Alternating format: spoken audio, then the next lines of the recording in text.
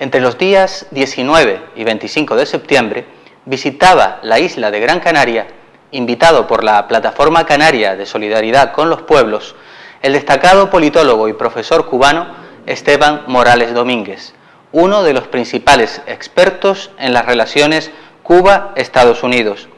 En la entrevista que les ofrecemos a continuación, el científico social analizó las oportunidades y los riesgos del actual proceso de acercamiento entre Washington y La Habana, desde el punto de vista de las dinámicas internas de la sociedad cubana, el factor fundamental, según el politólogo, para impedir que el objetivo final de los Estados Unidos, derrotar a la Revolución cubana, pueda llegar a realizarse. Buenos días, profesor, y muchas gracias por compartir este espacio con nosotros. Gracias a ustedes. Ayer teníamos la posibilidad de asistir a una conferencia que usted impartía en Las Palmas de Gran Canaria a propósito del cambio de relaciones entre Estados Unidos y Cuba. Y usted advertía en esta conferencia que lo que se había producido por parte de Estados Unidos, concretamente de la administración Obama, es un cambio de táctica con respecto a Cuba, pero no de estrategia, y que aunque Cuba debería aprovechar estas posibilidades que se abrían, tenía que tener cuidado con respecto a esto. ¿A qué se refería exactamente? Bueno, me refería al hecho de que la esencia de la confrontación, el elemento central de la confrontación histórica que ha existido entre Cuba y Estados Unidos, lamentablemente se mantiene. En el sentido de que Estados Unidos no persigue como objetivo desarrollar una nueva estrategia de política, cambiar realmente de fondo la política hacia Cuba, sino lo que persigue es sencillamente buscar otras vías para llegar a los mismos objetivos, es decir, a la posibilidad de volver a controlar Cuba. Lo más importante es que Cuba avance en el proceso de esta oportunidad que ha habido de negociar sus relaciones con Estados Unidos y avanzar lo más posible para evitar el rollback, es decir, para evitar la vuelta atrás. Eso es lo que me parece fundamental y es para lo que nosotros debemos prepararnos y visualizar el problema, porque ya el cambio de política en Cuba es una realidad. En Cuba, en el mundo y dentro de Estados Unidos también se ha adueñado la idea de la necesidad de cambiar la política, de eliminar la agresividad, de eliminar el bloqueo. Incluso dentro de la propia comunidad cubana, dentro de los Estados Unidos, se ha producido un cambio. Recientemente se hicieron unas encuestas en las cuales es asombroso como casi un 70% de la gente quiere que se levante el bloqueo y un 60 y pico % quiere que la gente de Estados Unidos no regrese a la agresividad contra Cuba. O sea, quiere decir que esto se ha convertido no en un problema simplemente de Cuba con Estados Unidos. Esto se ha convertido en un problema general, en que hay mucha gente preocupada, hay muchos sectores sociales preocupados dentro de Estados Unidos y fuera de Estados Unidos. Esa confrontación no ha terminado totalmente. De que ya no es con las armas, de que ya no es con las agresiones paramilitares, pero que sí siguen siendo con las agresiones a la soberanía y a la independencia de Cuba. Eso es importante que la gente lo entienda porque hay un ambiente de tranquilidad, ya no pensamos que Estados Unidos vaya a invadir a Cuba, las relaciones son relativamente relajadas, pero se mantiene una intención de desarrollar con Cuba una política de penetración cultural que sencillamente lleva a los cubanos a tratar de pensar de que las condiciones de relaciones con Estados Unidos son mejores y de que todo va a cambiar y que todo se va a resolver y que todo va a ser nuevo. Y hay que transmitir a las personas de que esto tiene que seguir siendo una lucha desde el punto de vista político que ha devenido en una lucha cultural, es decir, en una lucha por el pensamiento de la gente, en una lucha por la imagen de Estados Unidos en Cuba, por tratar de que esa imagen sea lo más aceptada dentro de Cuba desde el punto de vista de lo que ellos quisieran hacer para mantener el control de Cuba. Esa es la razón por la cual sencillamente los medios en particular desempeñan un papel en ese esclarecimiento y todo el trabajo cultural desempeña un papel fundamental para que de verdad se pueda mantener nuestra identidad cultural, que es un elemento central de nuestra soberanía y de nuestra independencia. Sabemos, a propósito de esto, que en Cuba hay un amplio debate acerca de todo este, no solamente del cambio de relaciones con Estados Unidos, sino de una coyuntura determinada que vive Cuba. Hay un amplio debate, hay crítica, pero quizás a veces pueda quedar circunscrito a determinados ámbitos intelectuales. ¿Qué le parece que habría que hacer para extender el conocimiento de esa crítica que se está desarrollando en debates muy profundos a la televisión, a la prensa? El propio presidente Raúl Castro ha dicho que la prensa debe abrirse a otras opiniones dentro del marco revolucionario. ¿Qué le parece que hay que hacer para que todo ese debate llegue, se socialice esa información y llegue a la población? Bueno, en Cuba hay un gran debate en estos momentos, incluso desde el punto de vista económico. En el proceso de implantación del nuevo modelo económico hay un debate bastante amplio. También hay un debate en el plano cultural, en el plano también de la necesidad de que la cultura entre profundamente en el modelo económico nuevo. Pero esto no puede quedarse sin circunscribirse a los sectores intelectuales y a pequeños grupos, sino que esto tiene que llegar a la población. Y ahí es donde nuestros medios, particularmente la prensa y la televisión, desempeñan un papel fundamental para llevar a la población estos debates. ¿Qué cosa es lo que se está discutiendo? ¿Cuáles son los problemas? ¿Cuáles son las dificultades? ¿Cómo se resuelve? Esto tiene que llegar a la gente de manera directa. El compañero Raúl ha llamado a la crítica, a la necesidad de ser críticos. Y esto tiene que reflejarse en los medios, en una presentación objetiva y directa de cuáles son nuestros problemas, nuestras dificultades y cómo resolverlos. No se puede edulcorar la realidad. Nosotros vivimos hoy en una situación complicada desde el punto de vista económico y en general la sociedad cubana está en estos momentos abocada a tres procesos muy importantes. Un primer proceso es el establecimiento del nuevo modelo económico para que Cuba definitivamente llegue a tener un modelo económico propio, sustentable para el desarrollo económico del país. Un segundo problema sencillamente es aquel que tiene que ver con la necesidad de que este problema está ocurriendo en el contexto de las nuevas relaciones con Estados Unidos. Y un tercer asunto es que nosotros también estamos abocados a un cambio generacional de la dirección política, cosa que se ha venido preparando, pero que es sumamente importante. O sea, quiere decir que Cuba vive en estos momentos, siempre la revolución cubana ha vivido en encrucijadas, ¿no?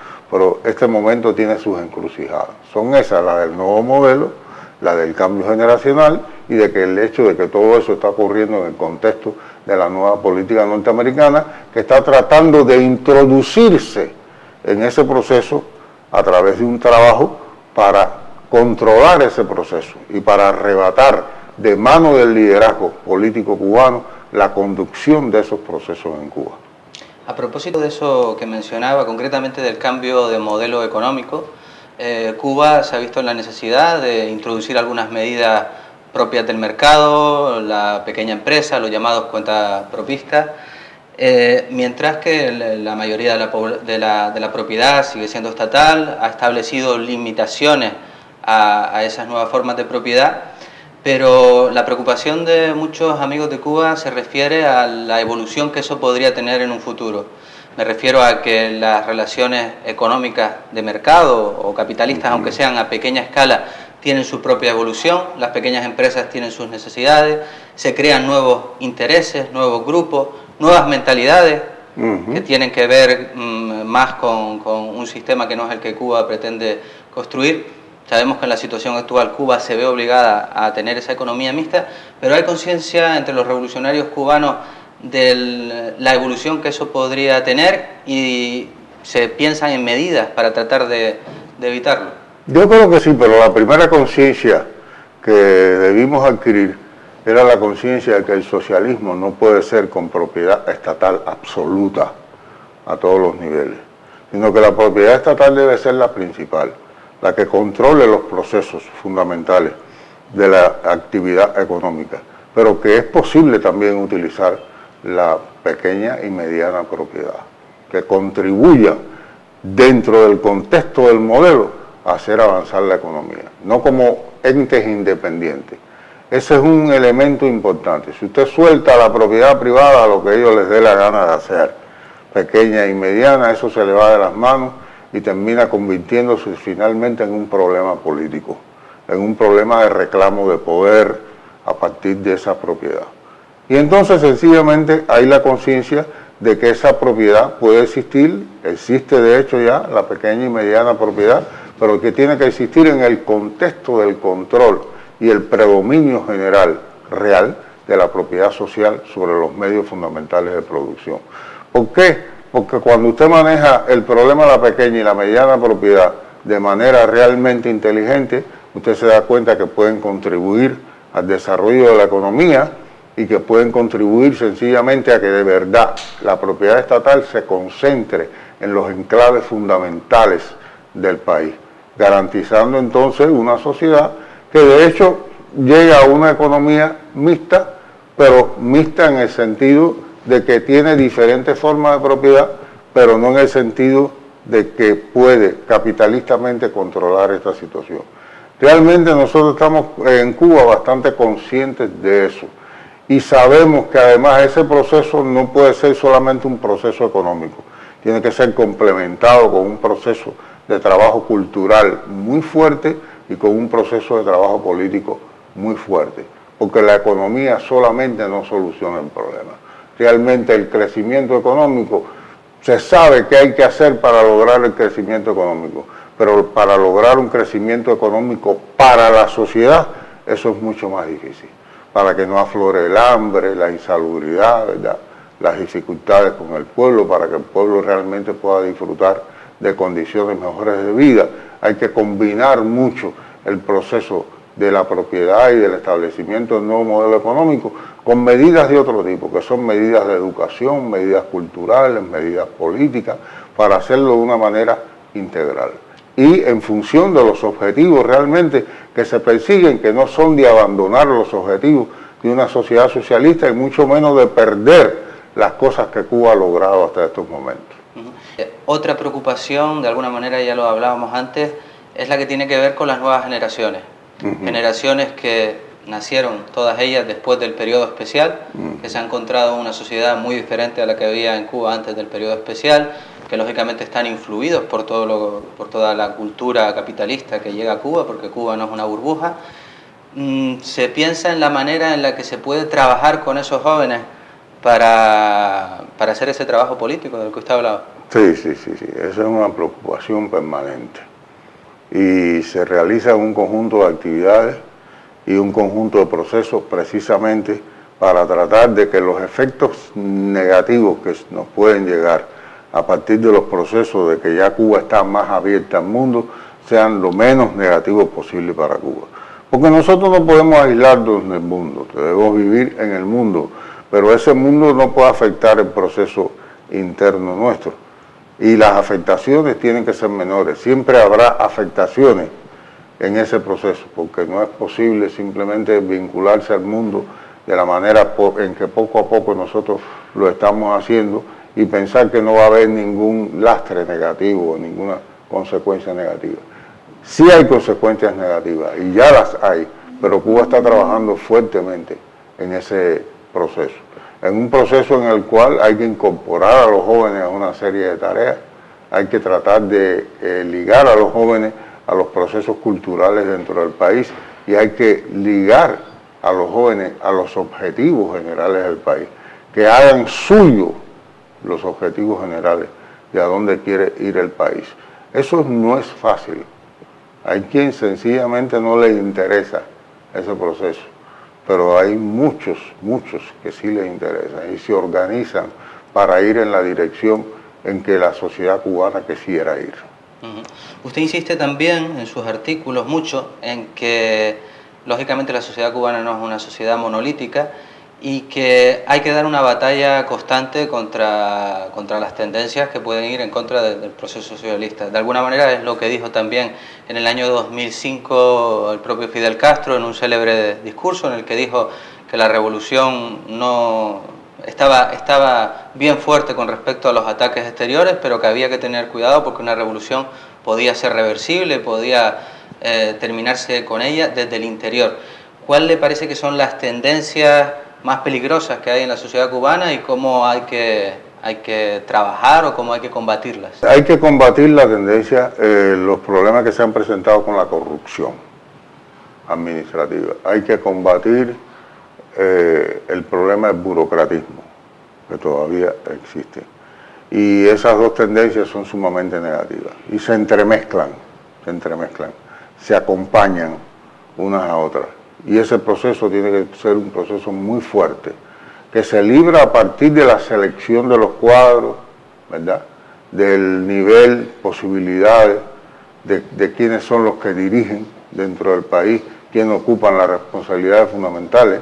Y en el caso de la corrupción, en el hecho de vigilar continuamente cómo se utilizan los recursos y al mismo tiempo exponer claramente cuáles son los irresponsables que no utilizan esos recursos como lo deben utilizar. Por eso yo pienso que todo el proceso de las inspecciones que se realizan en las empresas, que se realizan en los organismos, se deben complementar con un trabajo político-cultural de divulgar dentro de la población quiénes son los que afectan los intereses del país, porque se corrompen, porque empiezan a utilizar los recursos no como corresponden, y eso es importante para que el pueblo reaccione, porque esa batalla es una batalla general dentro del país.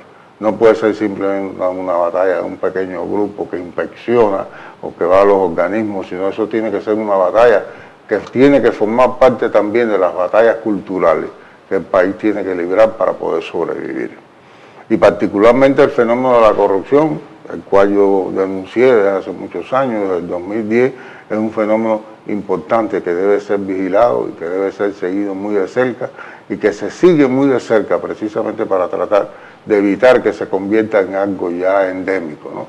Porque la corrupción existe en todas partes, pero una sociedad que quiera realmente distribuir adecuadamente los recursos, que quiera satisfacer las necesidades del pueblo, no puede darse el lujo de tener una minoría que se enriquezca a costa del pueblo y que quiera vivir por encima de sus posibilidades. Es una lucha partidaria, es una lucha del partido con un ejército atrás, formado por los trabajadores más conscientes y la gente más consciente de hacia dónde el país quiere ir. Es un proceso crítico que debe ser profundo y continuo, porque a veces alguien te dice, cuando tú haces una crítica le estás dando armas al enemigo. No, no le estoy dando armas al enemigo, sencillamente me estoy adelantando para que el enemigo no acabe conmigo. Eso es realmente importante. Porque si tú tomas el problema de la crítica como que tú estás poniendo de manifiesto una dificultad, un problema interno que hay, y que tú le estás dando armas al enemigo para eso, no, esa batalla no puede ser así. Esa batalla no se puede guiar por ese principio, porque enemigos en la sombra son extraordinariamente más peligrosos. Y el primero que hizo eso fue Fidel en el 2005, que llegó a decir que la revolución podía destruirse a sí misma y que podía ser reversible. Que un hombre que nos conoce a nosotros mismos, a nosotros, más que nosotros mismos, diga eso, es extraordinariamente importante y dramático. Entonces tenemos que prestarle mucho la atención a lo que Fidel dijo, porque lo dijo pensando precisamente en estas cosas que tú has dicho y que yo estoy explicando, que son los problemas que tenemos y que tenemos que atacar. Si no atacamos esos problemas, nosotros mismos estamos contribuyendo a que esos problemas se conviertan en algo que acaben con nosotros. Y eso en el fondo también, y al final, es un problema cultural. Porque en los países socialistas y particularmente la Unión Soviética no se derrumbó económicamente, se derrumbó moralmente, se derrumbó culturalmente, se derrumbó por la falta de confianza en la dirección política, se derrumbó ideológicamente. Nosotros tenemos que evitar eso.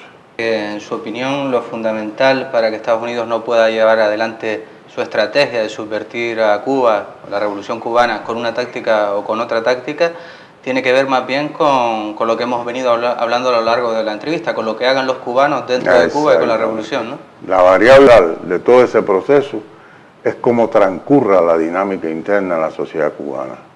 Ninguna sociedad se defiende hacia afuera, se defiende hacia adentro. La defensa de una sociedad y esa defensa depende de la dinámica y de la dialéctica de sus fuerzas internas. Eso es lo fundamental. Como ninguna revolución se destruye desde afuera, hay que metérsele dentro. Por tanto, el elemento fundamental de todo ese proceso es lo que Cuba haga. Aunque ya lo ha ido adelantando a lo largo de la entrevista, si tuviera que señalar sintéticamente unos pocos retos fundamentales que son los que principalmente tiene que afrontar ahora la sociedad cubana para, en el actual contexto, continuar avanzando y continuar con el proceso, ¿cuáles señalaría? Yo mencionaría 3 retos fundamentales. En primer lugar, el reto económico. El reto de la necesidad de acabar, de implantar el nuevo modelo económico que dé sustentabilidad a la economía cubana. Un segundo reto yo diría que es fortalecer al máximo el trabajo cultural y político e informativo dentro de Cuba. Y un tercer reto es mantener continuamente la vigilancia de cómo transcurren esas negociaciones entre Cuba y Estados Unidos, para que Estados Unidos no pueda hacer lo que ha hecho otras veces, que ha sido engañarnos para tratar de mantenernos bajo control. Esos 3 retos son fundamentales para el proceso que nosotros estamos viviendo ahora.